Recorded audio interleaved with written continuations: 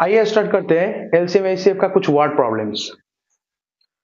Three bells ring together, three bells ring after 3 minutes, 4 minutes and 6 minutes. If once they ring together, एक बार एक साथ में तीनों बज लिए, then find the smallest time interval when they will ring together again. तो हम लोग को smallest time interval find करना है कि कितना समय के बाद फिर से वो तीनों बेल एक साथ में बजेंगे। देखते हैं इस क्वेश्चन को। तीन बेल है, first bell, second bell and third bell. First bell कितना समय के बाद रिंग होता है? 3 minute, second bell 4 minute and third bell 6 minute के बाद रिंग होता है। तो अगर हम लोग लेंगे 3 मिनट, तो 3 मिनट के बाद ये बेल भी बजेगा, ये बेल तो नहीं बजेगा, यही बेल बजेगा बस। अगर हम लोग ले लेते हैं 4 मिनट, तो ये बेल बजेगा, ये बेल एक बार बज के भी 1 मिनट ज्यादा हो जाएगा लेकिन बजेगा नहीं। ये बेल अगर हम लोग 6 मिनट ले लिया जाए तो ये वाला बेल बज जाएगा। ये फर्स्ट बेल 2 बार बज जाएगा, 3 मिनट में एक बार और 3 मिनट के बाद और एक बार। लेकिन ये बेल एक बार बजेगा, लेकिन एक साथ में तीनों तो नहीं बजेगा, एक बार बजेगा फिर 2 मिनट होगा, लेकिन ये बजेगा नहीं। तो अल्टीमेटली हम लोग को क्या फाइंड करना है कि तीनों बेल एक बार में हम लोगों को बजाना है। एक बार ऑलरेडी तीनों बेल बज गया, तीनों बेल एक बार में कब बजेगा? मुझे ऐसा एक नंबर चाहिए जिस नंबर को इससे भी डिवाइड हो सकता है, इससे भी डिवाइड हो सकता है, इससे भी डिवाइड हो सकता है। जब भी क्वेश्चन में हम लोग देखेंगे स्मॉलेस्ट टाइम इंटरवल, स्मॉलेस्ट दे दिया है, एचसीएफ एलसीएम वाला क्वेश्चन जब भी बोलेगा कि smallest time interval, first chapter का क्वेश्चन में वर्ड प्रॉब्लम एलसीएम एचसीएफ का ही रहेगा बेसिकली। हम लोग देखेंगे जब एलसीएम एचसीएफ का क्वेश्चन में स्मॉलेस्ट टाइम इंटरवल जब लिखा हुआ होगा, तो स्मॉलेस्ट टाइम इंटरवल मतलब हम लोगों को समझना पड़ेगा कि यहाँ पे एलसीएम, स्मॉलेस्ट मतलब लोएस्ट कॉमन मल्टीपल मुझे चाहिए। लोएस्ट कॉमन मल्टीपल क्या चाहिए मुझे? Lowest common multiple. मुझे ऐसा एक नंबर चाहिए जिस नंबर से ये भी डिवाइड हो सके, ये भी डिवाइड हो सके, इससे भी डिवाइड हो जाए जो नंबर, इससे भी जो नंबर डिवाइड हो जाए, इससे भी वो नंबर डिवाइड हो जाए, ऐसा एक नंबर चाहिए। तो मुझे क्या फाइंड करना है? LCM of 3, 4 and 6। तो 3, 4 एंड 6 का हम लोग एलसीएम कर लेंगे। 3, 4 एंड 6 का प्राइम फैक्टराइजेशन करेंगे, 2 से डिवाइड जाएगा, 2 2 जा 4, 2 3 जा 6, 3 से डिवाइड जाएगा, 3 1 जा 3, 2 रह जाएगा, 3 1 जा 3। तो मेरा एलसीएम कितना हो गया? एलसीएम हो गया 2 3 जा 6, 6 1 जा 6, 6 2 जा 12, 12 1 जा 12, मतलब 12 मिनट के बाद। Therefore the smallest time interval, the smallest time interval कितना हो जाएगा? 12 मिनट। 12 मिनट के बाद ये बेल बज जाएगा। कितना बार? 4 बार बजेगा ना, 12 को डिवाइड करेंगे। फिर एक बार 3 मिनट में बजा, फिर 3 मिनट में बजा 6 मिनट, और 6 मिनट में और 2 बार बज जाएगा। ये कितना बार बज जाएगा? 4 और 4 8 और 4 12, 3 बार ये बज जाएगा। ये कितना बार बज जाएगा? 2 बार ये बज जाएगा। तो 12 मिनट वही स्मॉलेस्ट टाइम इंटरवल, तो जिस टाइम के बाद तीनों बेल एक बार फिर से बजने लगेगा। तो हम लोग जान गए कि जब भी स्मॉलेस्ट टाइम लिखा हुआ होगा तब हम लोग क्या करेंगे? स्मॉलेस्ट मतलब लोएस्ट कॉमन मल्टीपल हम लोग फाइंड करेंगे। ऐसे ही दूसरा क्वेश्चन भी हो सकता है, लेकिन स्मॉलेस्ट अगर लिखा हुआ है तो हम लोग समझेंगे कि लोएस्ट कॉमन मल्टीपल फाइंड करने के लिए बोला है। या फिर हम लोग क्वेश्चन को पहले पढ़ेंगे अच्छी तरीके से, मुझे क्या चाहिए, तो इस तरीके का क्वेश्चन देखेंगे तो हम लोग कैसे फाइंड करेंगे? Lowest common multiple. Sample paper हम लोग सॉल्व करेंगे, सैंपल पेपर जब भी हम लोग सॉल्व करेंगे तो इस तरह का क्वेश्चन देखने को मिलेगा, आराम से हम लोग उस टाइम में सॉल्व करेंगे। चलिए एचसीएफ का क्वेश्चन देखा जाए।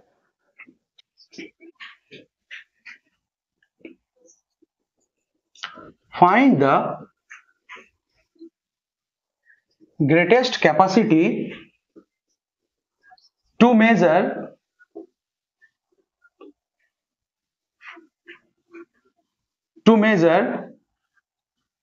12 liter,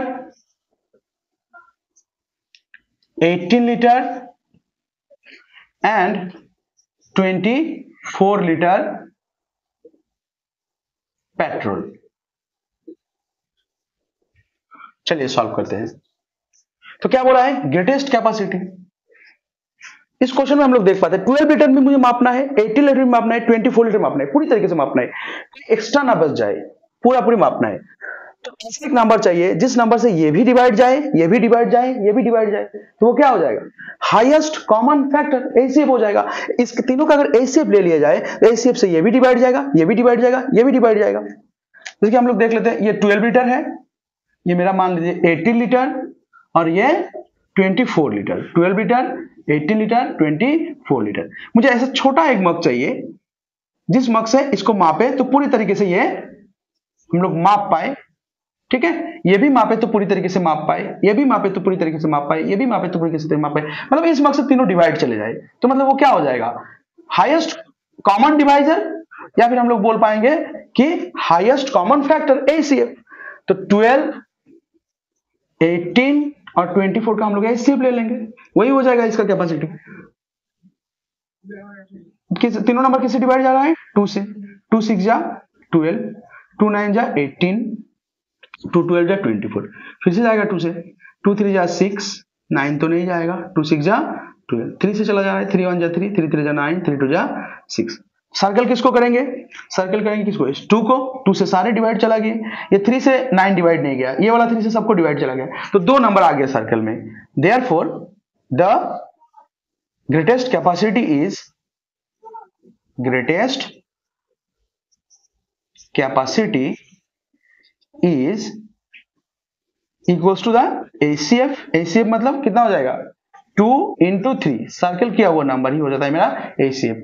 फर्स्ट पार्ट में हम लोग देखे थे कि सर्कल किया हुआ नंबर, जो फर्स्ट पार्ट नहीं देखे हो तो फर्स्ट पार्ट एक बार देख लो। ACF एलसीएम एक ही बार में कैसे फाइंड करते हैं वो हम लोग जान जाएंगे। तो 2 into 3, 2 3 जा 6 लीटर, तो इसका कैपेसिटी कितना हो जाएगा? 6 लीटर।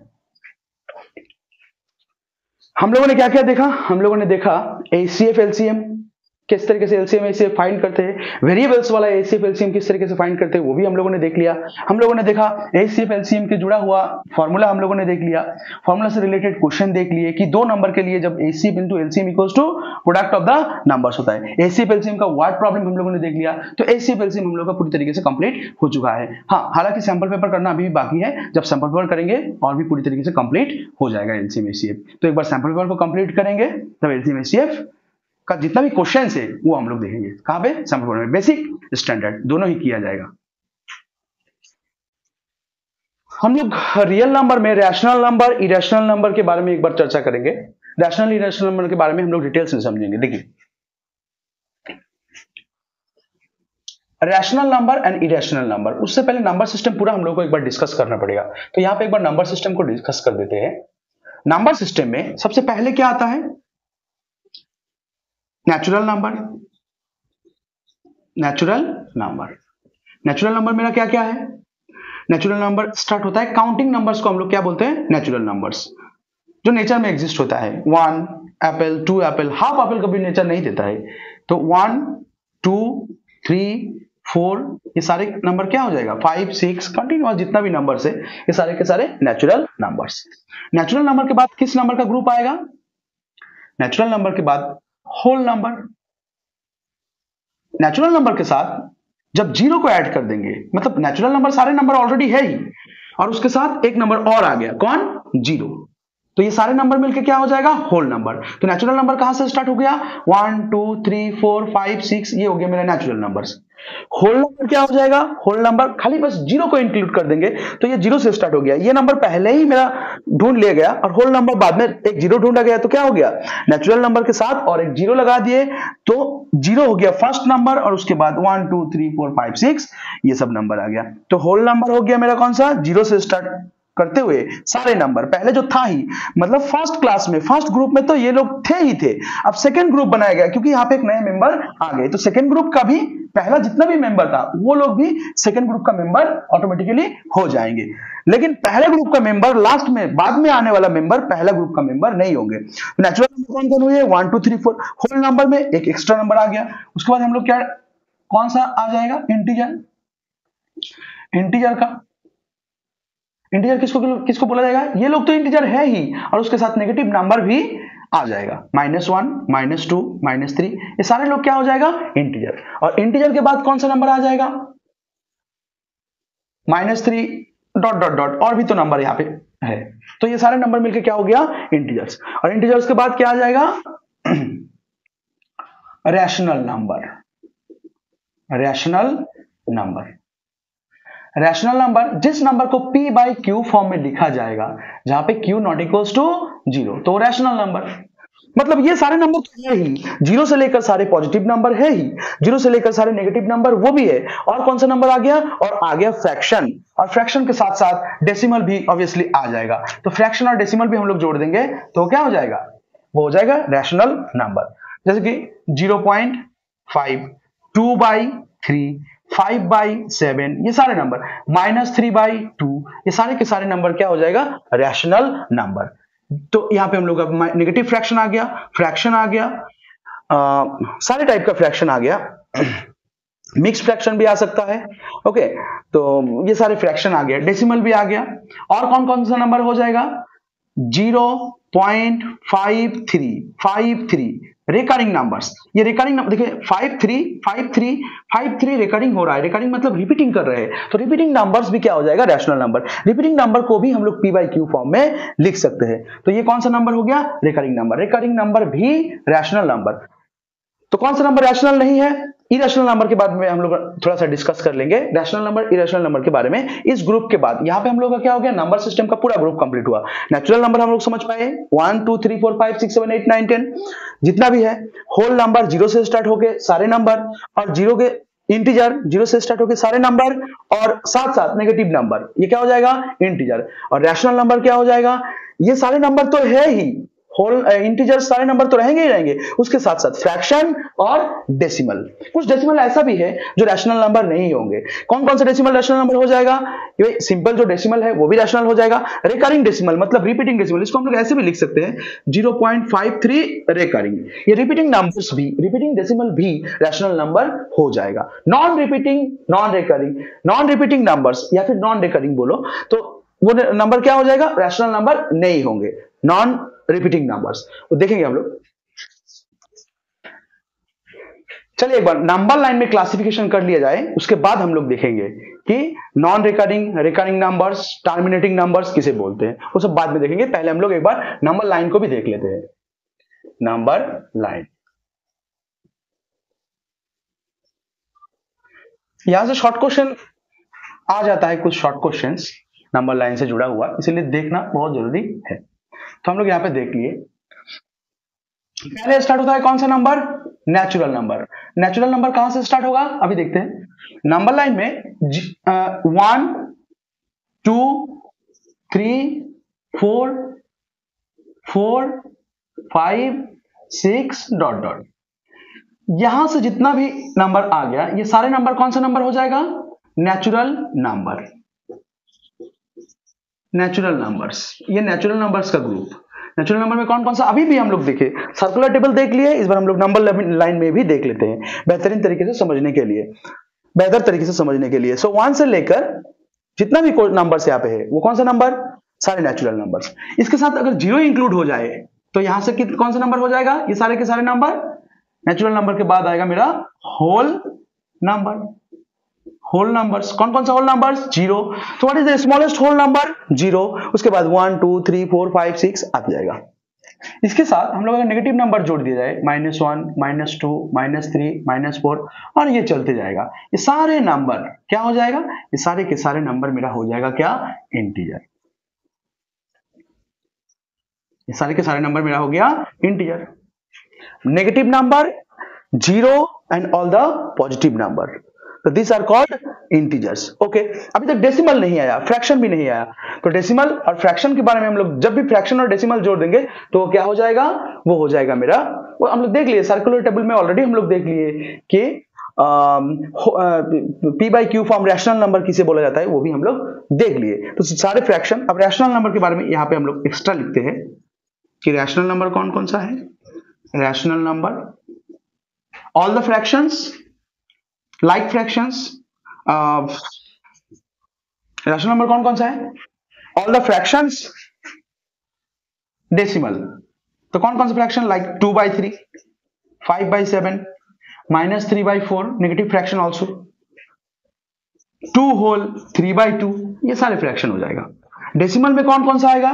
0.73, 1.34, 1.23, ये सारे के सारे, इसको बोला जाता है टर्मिनेटिंग नंबर। टर्मिनेटिंग क्यों? टर्मिनेटिंग मतलब इसका डेसिमल खत्म हो जा रहा है। 0.73, 1.34, 1.23, तो ये सब नंबर देखो, टर्मिनेटिंग मतलब डेसिमल डिजिट्स फिनिश हो जा रहा है, डेसिमल डिजिट्स का एक एंडिंग पॉइंट है। तो ये कौन सा नंबर हो गया? टर्मिनेटिंग। तो सारे टर्मिनेटिंग नंबर ही मेरा कौन सा नंबर हो गया है? Rational number. और कौन सा रैशनल नंबर है? 0.737373 डॉट डॉट डॉट, मतलब इसको बोल सकते हैं 0.73 रिकरिंग। या फिर 2.9424242 या फिर 2.942 रिकरिंग। ये भी कौन सा नंबर हो जाएगा? ये भी मेरा हो गया रैशनल नंबर। इसको भी P बाई Q फॉर्म में लिखा जा सकता है।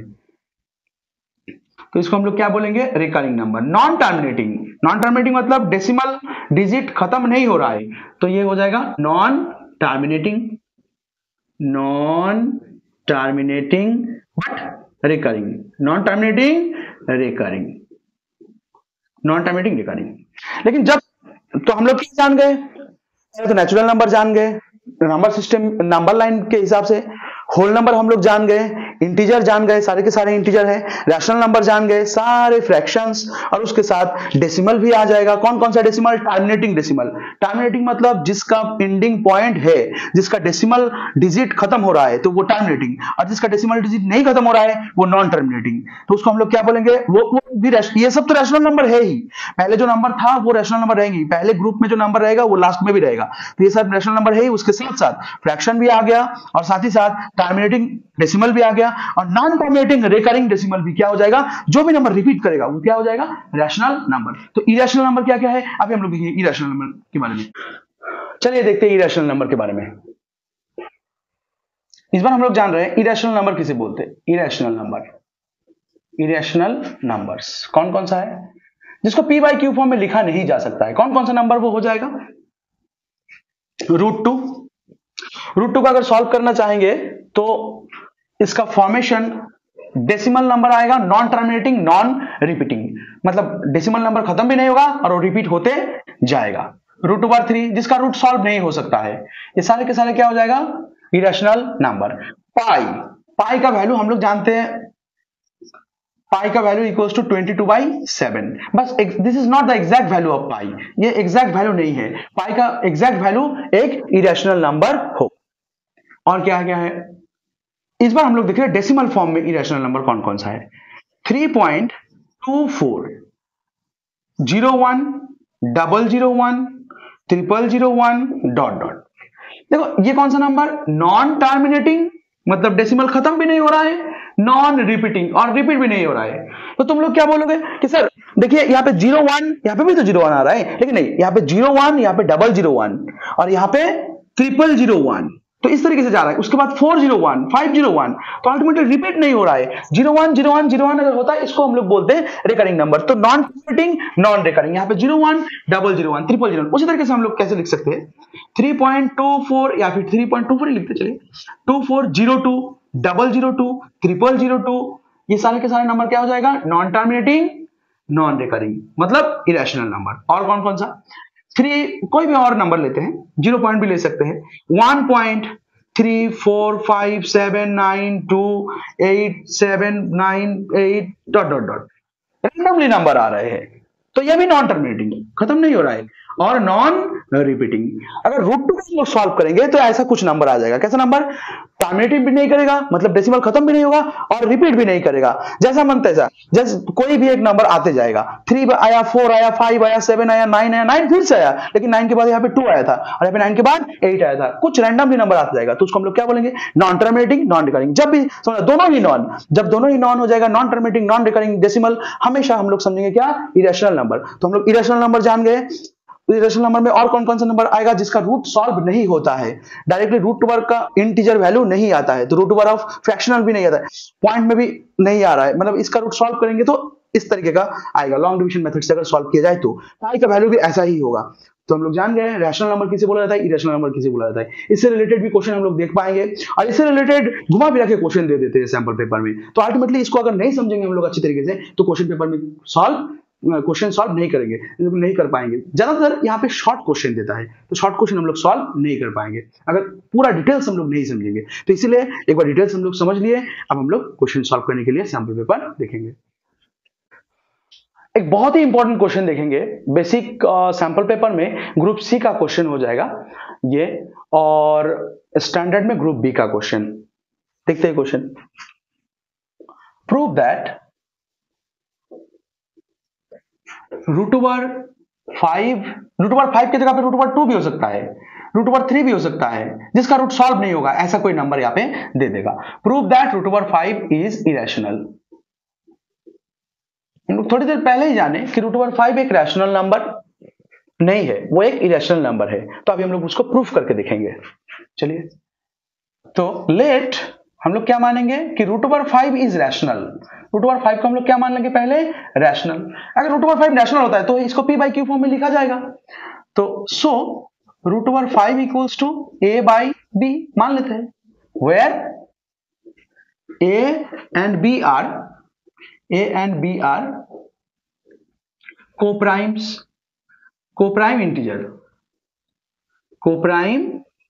इंटीजर्स।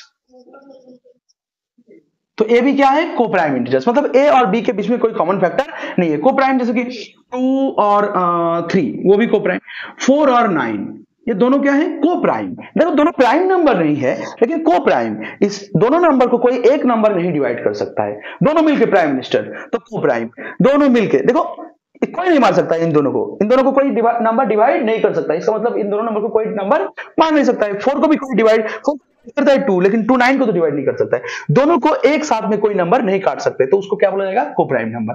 तो √5 इक्वल्स टू a/b, क्योंकि हम लोग अगर लिखेंगे मान लीजिए 4/8, 4 हम लोग लिख लिए कि 8/18, तो इसको तो फिर से काट सकते हैं ना, 4 2 8, 9 2 18। तो ऐसा नंबर नहीं, कोप्राइम, जिसको नहीं काट सकते हैं। तो √5 इक्वल्स टू a/b। हम लोग सॉल्व करेंगे अभी, दोनों तरफ में a स्क्वायर कर देंगे, तो इस तरफ में क्या हो जाएगा, 5 इक्वल्स टू a²/b²। तो क्या हो जाएगा, b स्क्वायर को यहां पे लाएंगे, क्योंकि कॉर्नर क्रॉस मल्टीप्लाई जैसे होता है एक्सचेंज भी हो सकता है। तो यहां पे लाते हैं हम लोग b² इक्वल्स टू a²/5। तो हम लोग क्या जानते हैं, a and b are integer, तो b² is also a integer. यहां पे लिखेंगे b² इज एन इंटीजर। तो b² अगर इंटीजर है तो इस तरफ में भी तो a² को 5 डिवाइड करेगा, ये इंटीजर है ना, कोई फ्रैक्शन तो नहीं ना है, तो ये भी इंटीजर होना ही पड़ेगा। इसका मतलब क्या हो गया, a² इज डिविजिबल बाय 5। तो हम लोग लिखेंगे therefore a² is divisible by 5। a² को अगर 5 डिवाइड करेगा तो a को भी 5 डिवाइड करेगा। a is divisible by 5। एक बार हम लोग क्या देख लिए, a को 5 डिवाइड कर रहा है, इसके बाद हम लोग देखेंगे b को भी 5 डिवाइड करेगा। मतलब एक बार a² के बाय में 5 को लाना है, a² के डिवाइड में 5 को लाना है, एक बार b² के डिवाइड में 5 को लाना है। तो इसका मतलब a² को भी 5 डिवाइड कर रहा है, b² को भी 5 डिवाइड कर रहा है, ऐसा सिचुएशन में लाना है हम लोग का। ठीक है, तो a² को अगर 5 डिवाइड कर रहा है तो हम लोग यहाँ पे एज्यूम कर लेंगे कि assume a equals to 5c। 5 तो डिवाइड करेगा ना, तो मतलब 5 इंटू समथिंग, मतलब ये हो जाएगा। तो assume a equals to 5c। ये मेरा फर्स्ट पार्ट हो गया। अब सेकेंड पार्ट हम लोग देखेंगे।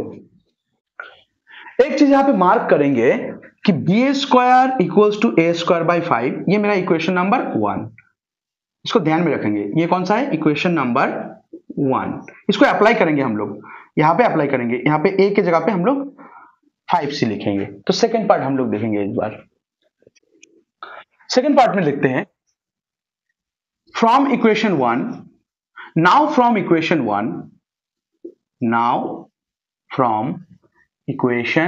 1 इक्वेशन नंबर 1 हम लोग क्या देख लिए थे कि b² equals to a²/5।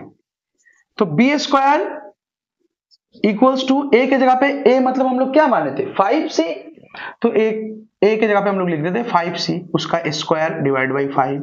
Solve करते हैं, b² equals to 25 c²/5, 25 cut गया, तो b² इक्वल्स टू 5c² आ गया। ये 5 इसका है, यहाँ पे b² इक्वल्स टू 5c² आ गया। 5 यहाँ पे b² के डिवाइड में लेके आएंगे, मल्टीप्लाई है इस तरफ आने से डिवाइड, तो b²/5 इक्वल्स टू c²। फिर से c इज एन इंटीजर, मतलब c² is an integer, c² is an integer. अच्छा, उस पार्ट में भी जहां पे लिखा हुआ था कि a इक्वल्स टू 5c, वहां पे हम लोग क्या लिखे थे, a इक्वल्स टू 5c, ये लिखा हुआ था। तो यहाँ पे साइड में लिख देना है कि c is an integer, c is an integer. तो c वो फर्स्ट पार्ट में जो लिखे थे हम लोग कि a equals to 5c, assume किए थे ना a इक्वल्स टू 5c, वहां पे साइड में लिख देना है c इज एन इंटीजर। ठीक है, तो यहां पे हम लोग आ गए b²/5 equals to c²। c अगर इंटीजर है तो c² इज एन इंटीजर, तो c² इंटीजर तो b²/5 भी इंटीजर ही होगा। इसका मतलब b² is divisible by 5। B square के डिवाइड में 5 है तो डिवाइड करेगा, नहीं तो इंटीजर कैसे होगा। तो सो b is divisible by 5। तो हम लोगों ने क्या देख लिया, यहाँ पे 16 लगा देना। So b square therefore b is divisible by 5। तो b square 5, b is also divisible by 5। a को भी 5 डिवाइड कर रहा है, b को भी 5 डिवाइड कर रहा है। लेकिन सबसे पहले हम लोग क्या माने थे कि a एंड b आर को प्राइम इंटीजर, लेकिन अब तो को प्राइम नहीं रहा। a को भी डिवाइड कर रहा है 5, b को भी 5 डिवाइड कर रहा है, तो a b को प्राइम तो और रहा नहीं। तो अब हम लोग क्या लिखेंगे, तो मतलब a and b are not coprime integers. a and b coprime integers नहीं रहा, so our assumption is wrong. हम लोग जो सोचे थे कि a b कोप्राइम, एजम्पशन वो रॉन्ग हो गया। एजम्पशन इज रॉन्ग, और assumption is wrong, therefore root over 5 is not rational. वो और नहीं लिखना पड़ेगा, डायरेक्ट ही लिख दो, root over 5 is irrational, therefore root over 5 is irrational. तो कंप्लीट हो गया। हम लोग इस क्वेश्चन का 3 पार्ट देखे। फर्स्ट पार्ट में क्या देखे, फर्स्ट पार्ट में हम लोग देखे a square root over 5 equals to A by b, square कर लिए। फर्स्ट पार्ट में हम लोग देखे ए इज डिविजिबल बाई 5, फिर a को हम लोग क्या मान लिए, a इक्वल्स टू 5c मान लिए। फिर 5c को इक्वेशन नंबर 1 में बैठाए। इक्वेशन नंबर 1 क्या था, B square equals to A square by 5, यही मेरा इक्वेशन नंबर 1 था, वो फर्स्ट पार्ट में हम लोग लिख दिए थे।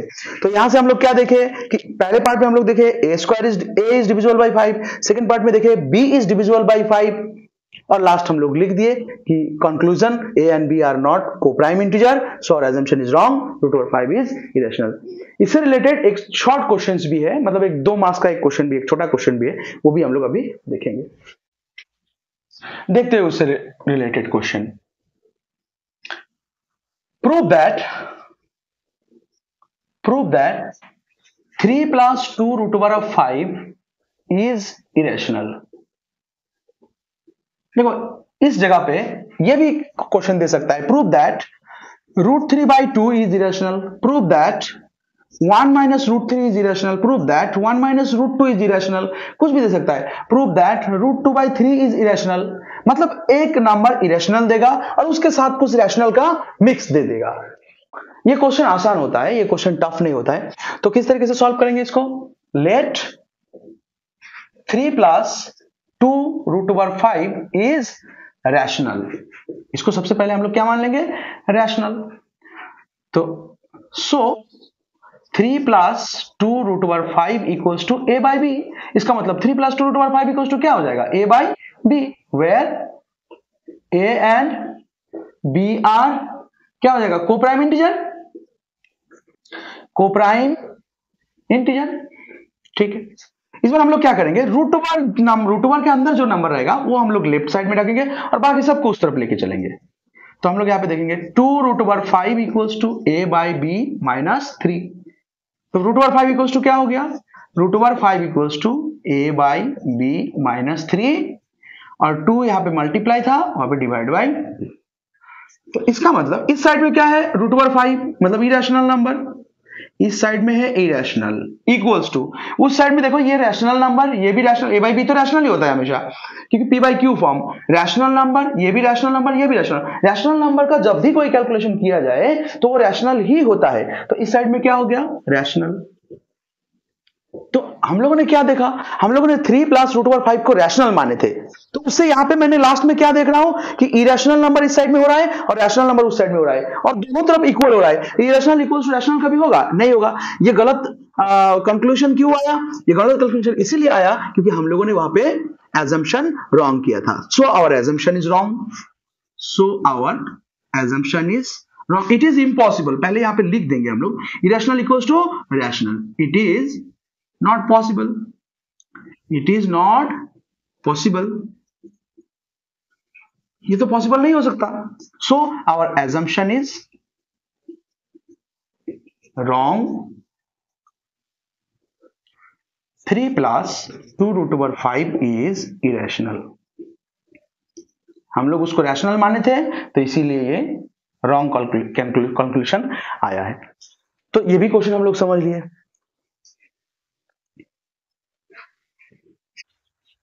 फर्स्ट चैप्टर में कुछ और भी क्वेश्चंस आ सकते हैं, एक्स्ट्रा 2 क्वेश्चन और देखेंगे। पहला number, prove that 6 to the power n is 6 to the power n can't end with 0, can't end with 0। 6 to the power n कभी भी 0 से एंड नहीं हो सकता है, कैन नॉट एंड विथ 0। तो 0 से एंड होने के लिए क्या चाहिए मुझे? लास्ट में 0 होना, मतलब 10 से मल्टीप्लाई। लास्ट में 0 होना कब होता है? लास्ट में 0 जब नंबर के बीच में 5 into 2 होता है, मतलब 5 to 10। नंबर के बीच में क्या होना चाहिए? 5 भी होना चाहिए नंबर के अंदर में, और 2 भी होना चाहिए। नंबर के प्राइम फैक्टराइजेशन में क्या होना चाहिए? 5 भी होना चाहिए, 2 भी होना चाहिए। देख लेते एक बार 10 को प्राइम फैक्टराइजेशन करके देखते हैं। 2 5 जा 10, तो 10 इक्वल्स टू क्या हो गया? 5 into 2। 20 को देख लेते हैं, तो 2 10 जा 20, फिर से 2 5 जा 10, क्या क्या हो गया? 20 इक्वल्स टू आ गया 2 स्क्वायर, 2 दो बार इंटू 5। मतलब कोई भी नंबर में 2 और 5 आना चाहिए, क्या होने के लिए? 0 आने के लिए। लास्ट में क्या आने के लिए? 0 आने के लिए। कोई भी नंबर के अंदर में, नंबर के प्राइम फैक्टराइजेशन में 2 भी आना चाहिए, 5 भी आना चाहिए। तो देखेंगे हम लोग 6 to the power n का प्राइम फैक्टराइजेशन में अगर 2 और 5 दोनों नंबर ना आए तो हम लोग क्या बोलेंगे? This is not end with 0। Check करते हैं। 6 to the power n equals to क्या है? 6 को प्राइम फैक्टराइजेशन कर देते हैं। 3 into 2 to the power n, break कर देते हैं, सबका पावर हम लोग अलग अलग कर देते हैं। 3 to the power n into 2 to the power n। 2 तो आया, मिसिंग क्या है? 5 is missing. 5 is missing in the prime factorization। 5 is missing in the prime factorization। Prime factorization में कौन सा मिसिंग है? नंबर 5 मिसिंग है, और 0 लाने के लिए क्या चाहिए? एक 5 चाहिए और एक 2 चाहिए। Therefore 6 to the power n cannot end with 0। हो गया प्रूव्ड। तो 6 to the power n की जगह पे हम लोग वहां पे हो सकता है कोई भी नंबर हो सकता है, 5 to the power n भी हो सकता है, 5 नहीं sorry 6 to the power 12 to the power n भी हो सकता है, वहां पे हो सकता है 4 to the power n भी हो सकता है, कोई भी नंबर वहां पे हो सकता है। तो हम लोग इस तरीके से ब्रेक करेंगे। अगर 5 और 2 में से कोई एक मिसिंग है तो हम लोग बोलेंगे कि this is not end with, this can not end with 0। एक क्वेश्चन और देखेंगे इस चैप्टर का, this is the last question of this chapter, और उसके बाद हम लोग सैंपल पेपर में चले जाएंगे। उसके बाद हम लोग नेक्स्ट पार्ट में सैंपल पेपर सॉल्व करेंगे।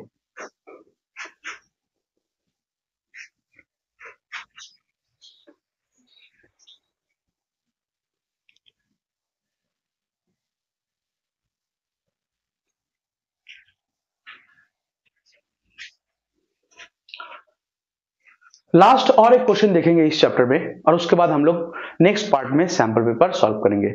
सैंपल पेपर के लिए 2 पार्ट आएगा, एक बेसिक का सैंपल पेपर और एक स्टैंडर्ड का सैंपल पेपर। बेसिक के हिसाब से कितना मार्क्स आ रहा है, कहाँ से आ रहा है, किस किस ग्रुप में आ रहा है, वो भी हम लोग देखेंगे। और स्टैंडर्ड में कहाँ से मार्क्स आ रहा है वो भी हम लोग देखेंगे, किस किस ग्रुप में मार्क्स रह रहा है फर्स्ट चैप्टर से, वो भी हम लोग देखेंगे। Explain 7 into 13 into 11 plus 13 is a composite number।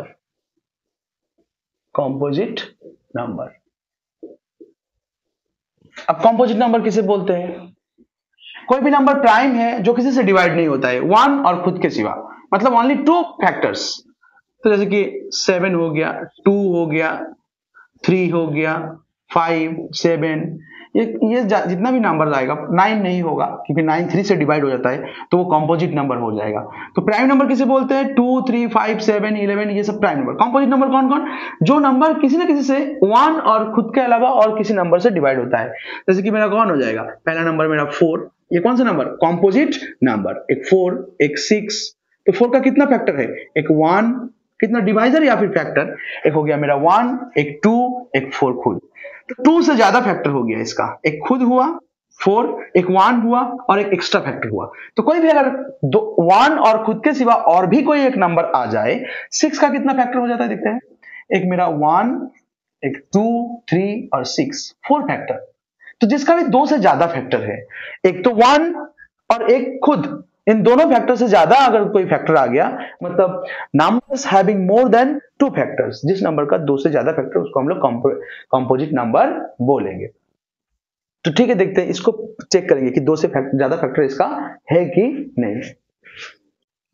Number लिखते हैं 7 इंटू 13 इंटू 11 प्लस 13। तो कॉमन जाएगा, यहाँ पे प्लस 13 है, ये तीनों पार्ट एक और ये प्लस 13 कॉमन, 13 का कॉमन हो जाएगा। यहाँ पे 7 इंटू 11 प्लस यहाँ पे कितना हो जाएगा 1, 13 तो कॉमन चला गया। इसका मतलब 13 ब्रैकेट मतलब तो इंटू ही है, तो 13 इंटू 7 11 just 77 प्लस 1, तो अल्टीमेटली 13 इंटू 78। तो ये नंबर किस किस से डिवाइड होगा, एक तो 78 से डिवाइड हो रहा है, एक तो 13 से डिवाइड हो रहा है, एक तो 1 से डिवाइड होगा ही होगा।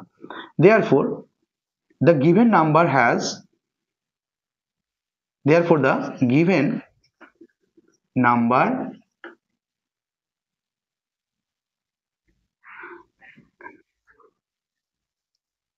चलिए, therefore 13 and 78 are the factors of the given number।